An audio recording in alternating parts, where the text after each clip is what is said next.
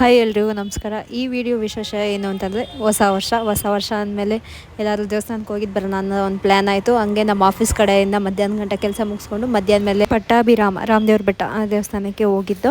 ನಾವು ಬೇಗ ಹೋದ್ವಿ, ನಮ್ಮ ಆಫೀಸ್ ಅವ್ರಿನ್ನೂ ಬಂದಿರಲಿಲ್ಲ. ಸೊ ಅದಕ್ಕೆ ವೆಯ್ಟ್ ಮಾಡ್ತಾಯಿದ್ದು. ಬಿಸಿಲು ಬೇರೆ ಜಾಸ್ತಿ ಇತ್ತು. ಕೊನೆಗೂ ಬಂದರು. ಮೊದಲನೇ ಸ್ಟೆಪ್ಪಲ್ಲಿ ಜೈ ಶ್ರೀರಾಮ್ ಅಂತ ಅಂದ್ಕೊಂಡು ಮನಸ್ಸಲ್ಲೇನೆ ಹತ್ತಕ್ಕೆ ಸ್ಟಾರ್ಟ್ ಮಾಡ್ದು. ತುಂಬಾ ಚೆನ್ನಾಗಿತ್ತು ಎಕ್ಸ್ಪೀರಿಯನ್ಸು. ಈ ದೇವಸ್ಥಾನದಲ್ಲಿ 200-300 ಮೆಟ್ಲುಗಳಿವೆ. ಅಕ್ಕಪಕ್ಕ ಎಲ್ಲ ಗಿಡ ಮರಗಳು, ಪೀಸಾಗಿ ನಡ್ಕೊಂಡು ಹೋಗ್ಬೋದು. ನಡ್ಕೊಂಡು ಹೋಯ್ತಾ ಮಧ್ಯ ಅಲ್ಲಿ ನಮಗೆ ಶಿವನ ದೇವಸ್ಥಾನ ಸಿಗುತ್ತೆ, ಚಿಕ್ಕದಾಗಿರುತ್ತೆ. ಅದನ್ನು ನೋಡ್ಕೊಂಡು ಮತ್ತೆ ನಡ್ಕೊಂಡು ಹೋದು.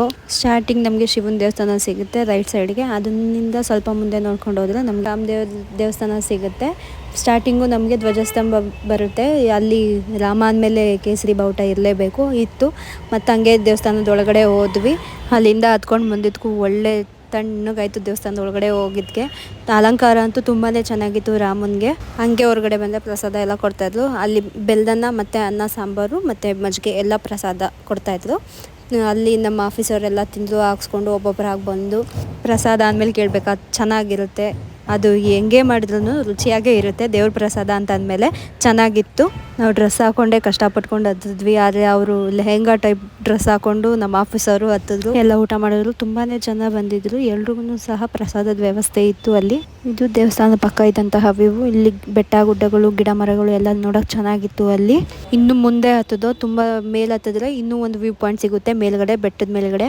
ಅಲ್ಲಿ ಫುಲ್ ರಾಮನಗರದ ವ್ಯೂ ಕಾಣಿಸುತ್ತೆ. ಅಲ್ಲಿ ಹತ್ತಕ್ಕೆ ಈ ಥರ ಮೆಟ್ಲುಗಳು ಇರುತ್ತೆ. ಮೇಲ್ಗಡೆ ವ್ಯೂ ಪಾಯಿಂಟ್ಗೆ ಹತ್ತೋದಕ್ಕೆ ಮೆಟ್ಲುಗಳೂ ಸಹ ತುಂಬ ಹುಷಾರಾಗಿ ಹತ್ತಬೇಕು. ಆ ಥರ ಏನು ಭಯ ಏನಿರಲ್ಲ. ಹಂಗೆ ಹತ್ಕೊಂಡು ಬಂದರೆ ನೋಡಪ್ಪ ವ್ಯೂ ಪಾಯಿಂಟ್ ಚೆನ್ನಾಗಿ ಕಾಣಿಸುತ್ತೆ. ಮತ್ತು ತುಂಬಾ ಗಾಳಿ ಇರುತ್ತೆ ಅಲ್ಲಿ.